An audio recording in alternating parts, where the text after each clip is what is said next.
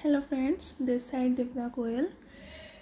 I am starting my new YouTube channel and I will try to provide you conceptual clarity of various subjects like statistics, accounts, principles of management, business studies, operation research and etc.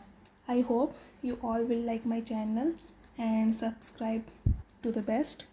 Thank you so much. Now today I will start my first topic, that is regression analysis covering subject your business statistics. तो सबसे पहले हमें ये बताना पड़ेगा regression आपको दो variables के बीच में एक रिलेशनशिप की स्टडी के बारे में बताता है। फॉर एग्ज़ाम्पल, अगर आपको एक वेरिएबल की वैल्यू पता है, with the help of that non value आप एक अननोन वेरिएबल की वैल्यू को पता लगा सकते हैं। जैसे हम एक एग्जांपल के साथ समझेंगे, प्राइस एंड डिमांड। अगर आपको अपने प्रोडक्ट के प्राइस के बारे में पता है, आपके पास्ट में क्या आपके प्रोडक्ट के प्राइसेस रहे हैं, इन फ्यूचर आप अपने प्रोडक्ट के प्राइसेस में कितना चेंज करने वाले हो, उससे आप अपने प्रोडक्ट की अपकमिंग डिमांड के बारे में जान सकते हैं।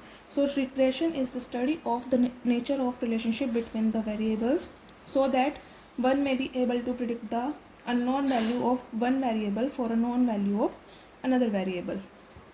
सिंपल वर्ड्स में हम कहेंगे कि जो आपका रिग्रेशन है वो दो या दो से ज़्यादा वेरिएबल्स के बीच में एक एवरेज रिलेशनशिप को शो करता है। अब हम रिग्रेशन को न्यूमेरिकल्स की हेल्प से समझेंगे। सबसे पहले आपको जानना होगा रिग्रेशन लाइंस। रिग्रेशन लाइंस क्या होती हैं? दो वेरिएबल्स के बीच में रिलेशनशिप को शो करने के लिए हम लाइन ऑफ बेस्ट फिट को फाइंड आउट करते हैं, जिसको रिग्रेशन लाइंस कहते हैं। तो for example, if we are taking two variables x and y, तो we have to calculate two regression lines. First regression line will be on regression line on of x on y। इसका क्या मतलब है कि आप अपना best estimate देंगे x की वैल्यू को निकालने के लिए जब आपको y की वैल्यू पहले से पता है। सेकंड, आप क्या करेंगे, same regression line of y on x। That means आप अपना बेस्ट एस्टिमेट पता लगा सकते हैं जब आपको y की वैल्यू गिवन है। आपको y की वैल्यू को फाइंड आउट करना है और x की वैल्यू आपको गिवन है। अब जो ये रिग्रेशन लाइंस होती हैं उनके बीच का नेचर कैसा होता है? वो +1, -1, 0 या r वेरी हाई हो सकता है या r वेरी लो हो सकता है। r is your correlation. तो हमें अब क्या करना है, हमें अब पढ़ना है next regression equations, which is the most important part of your regression analysis. Regression equation, जिस तरीके से आपका रिग्रेशन लाइंस को आप नेचर ऑफ वेरिएबल्स को पता लगाने के लिए यूज़ कर सकते हो, वैसे ही रिग्रेशन इक्वेशंस जो हैं रिग्रेशन लाइन के एक अलजेब्रिक रिलेशनशिप के बारे में आपको बताती है। रिग्रेशन इक्वेशन को भी आप दो तरीके से ड्रॉ कर सकते हैं, regression equation of y on x and regression equation of x on y. So in this video we will study about regression equation of y on x. That means हमें y की values को find out करना है, किसकी value की help से, जो x की वैल्यू आपको गिवन है। तो इस इक्वेशन को आप शो करने के लिए कैसे लिखोगे, कैसे राइट डाउन करोगे? फॉर एग्जांपल, हम निकाल रहे हैं regression equation of y on x। Clear? अब आपको क्या लिखना है, y is equal to a plus b x। इसका क्या मतलब है कि आप y की वैल्यूज़ को फाइंड आउट करोगे with the given value of x। आपको x की वैल्यू गिवन है, तो इसमें आपके जो a और b होंगे वो आपके कॉन्स्टेंट्स रहेंगे। क्लियर? उसके बाद regression equation of y on x को r into standard deviation of y divide by standard deviation of x into x minus x bar.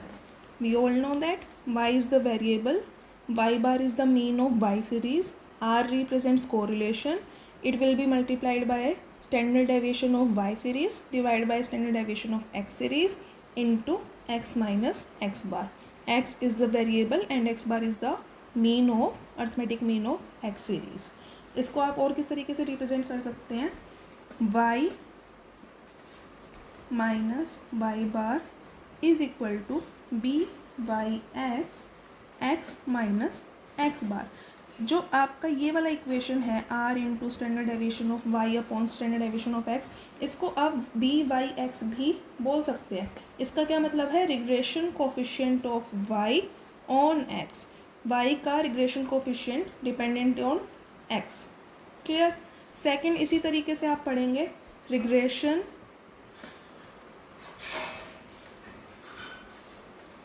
Equation of x on y. As simple as that. अभी आपको x की value को find out करना है with the help of given value of y. कि हमें y की value given है और आपको x की वैल्यू को फाइंड आउट करना है. इसको आप कैसे रिप्रेजेंट कर सकते हैं, x is equal to a plus b y. Same with your first, लेकिन उसमें आपने a और b लिया है तो यहाँ पे आप a 0 और b 0 कर सकते हो. तो ये भी आपके जो हैं वो कांस्टेंट रहेंगे. रिग्रेशन इक्वेशन को आप कैसे लिखेंगे, x minus x bar is equal to r into standard deviation of x divide by standard deviation of y into y minus y bar. जिसकी वैल्यू को आपने फाइंड आउट करना है उसके स्टैंडर्ड डेविएशन को आप ऊपर लिख देंगे और जिसकी हेल्प से करना है उसको नीचे लिख देंगे, उसके डिनोमिनेटर में लिख देंगे. और इसको भी उसकी तरह ही अगर आप दूसरी फॉर्म में लिखना चाहते हो तो आप इसको कैसे लिखोगे, x minus x bar is equal to b x y into y minus y bar. B x y will be coefficient of x on y, regression coefficient of x on y. Thank you.